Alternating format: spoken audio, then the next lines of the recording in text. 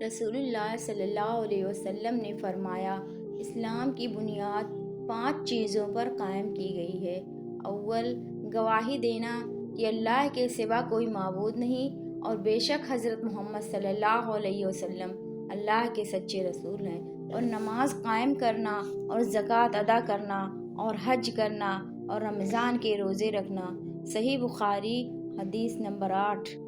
آپ صلی اللہ علیہ وسلم نے فرمایا کہ ایمان کی 60 سے کچھ اوپر شاخیں ہیں، اور حیا شرم بھی ایمان کی ایک شاخ ہے۔ صحیح بخاری حدیث نمبر 9۔ آپ صلی اللہ علیہ وسلم نے فرمایا، مسلمان وہ ہے جس کی زبان اور ہاتھ سے مسلمان بچے رہیں، اور مہاجر وہ ہے جو ان کاموں کو چھوڑ دے جن سے اللہ نے منع فرمایا۔ صحیح بخاری حدیث نمبر 10۔ لوگوں نے پوچھا، یا رسول اللہ، کون سا اسلام افضل ہے؟ تو نبی صلی اللہ علیہ وسلم نے فرمایا، وہ جس کے ماننے والے مسلمانوں کی زبان اور ہاتھ سے سارے مسلمان سلامتی میں رہیں۔ صحیح بخاری حدیث نمبر 11۔ ایک دن ایک آدمی نے حضرت صلی اللہ علیہ وسلم سے پوچھا کہ کون سا اسلام بہتر ہے؟ فرمایا، یہ کہ تم کھانا کھلاؤ اور جس کو پہچانو اس کو بھی اور جس کو نہ پہچانو اس کو بھی، الغرض سب کو سلام کرو۔ صحیح بخاری حدیث نمبر 12۔ حضرت صلی اللہ علیہ وسلم نے فرمایا، تم میں سے کوئی شخص ایماندار نہ ہوگا جب تک اپنے بھائی کے لیے وہ نہ چاہے جو اپنے نفس کے لیے چاہتا ہے۔ صحیح بخاری حدیث نمبر 13۔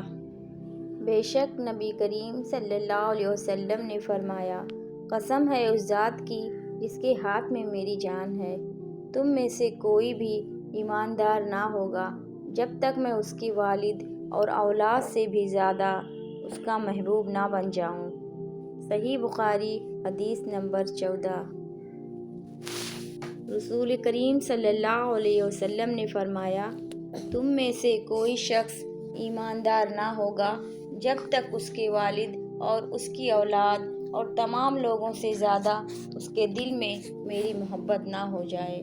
صحیح بخاری حدیث نمبر 15۔ وہ نبی کریم صلی اللہ علیہ وسلم سے آپ نے فرمایا، 3 خصلتیں ایسی ہیں کہ جس میں یہ پیدا ہو جائیں اس نے ایمان کی مٹھاس کو پا لیا، اور یہ کہ اللہ، اس کا رسول اور اس کے نزدیک سب سے زیادہ محبوب بن جائیں۔ دوسرے یہ کہ وہ کسی انسان سے محض اللہ کی رضا کے لیے محبت رکھے۔ تیسرے یہ کہ وہ کفر میں واپس لوٹنے کو ایسا برا جانے جیسا کہ آگ میں ڈالے جانے کو برا جانتا ہے۔ صحیح بخاری حدیث نمبر 16۔ رسول کریم صلی اللہ علیہ وسلم نے فرمایا، انصار سے محبت رکھنا ایمان کی نشانی ہے، اور انصار سے کینہ رکھنا نفاق کی نشانی ہے۔ صحیح بخاری حدیث نمبر 17۔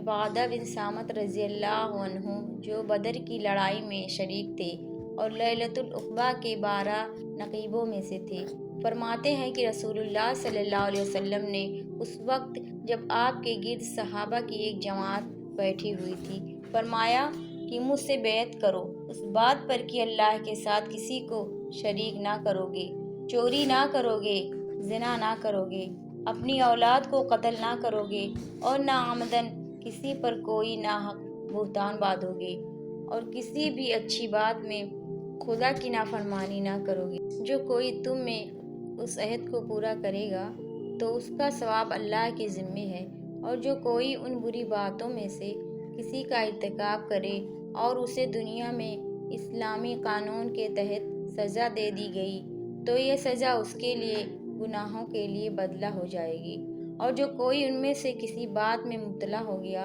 اور اللہ نے اس کے گناہ کو چھپا لیا تو پھر اس کا معاملہ اللہ کے حوالے ہے، اگر چاہے معاف کرے اور اگر چاہے سزا دے۔ عبادہ کہتے ہیں کہ پھر ہم سب نے ان سب باتوں پر آپ صلی اللہ علیہ وسلم سے بیعت کر لی۔ صحیح بخاری حدیث نمبر 18۔ رسول اللہ صلی اللہ علیہ وسلم نے فرمایا، وہی وقت قریب ہے جب مسلمان کا سب سے عمدہ مال اس کی بکریاں ہوں گی، جن کے پیچھے وہ پہاڑوں کی چوٹیوں میں اور برساتی وادیوں میں اپنے دین کو بچانے کے لیے بھاگ جائے۔ صحیح بخاری، حدیث نمبر 19۔ رسول اللہ صلی اللہ علیہ وسلم لوگوں کو کسی کام کا حکم دیتے تو وہ ایسا ہی کام ہوتا جس کے کرنے کی لوگوں میں طاقت ہوتی۔ اس پر صحابہ رضی اللہ عنہ نے عرض کیا کہ یا رسول اللہ، ہم لوگ تو آپ جیسے نہیں ہیں، آپ تو معصوم ہیں اور آپ کی اللہ پاک نے اگلی پچھلی سب لغزشیں معاف فرما دی ہیں، اس لیے ہمیں اپنے سے کچھ زیادہ عبادت کرنے کا حکم فرمائیے۔ یہ سن کر آپ ناراض ہوئے، حتیٰ کہ خفگی آپ کے چہرے مبارک سے ظاہر ہونے لگی۔ پھر فرمایا کہ بے شک میں تم سے زیادہ اللہ سے ڈرتا ہوں اور تم سب سے زیادہ اسے جانتا ہوں، بس تم مجھ سے بڑھ کر عبادت نہیں کر سکتے۔ صحیح بخاری، حدیث نمبر 20۔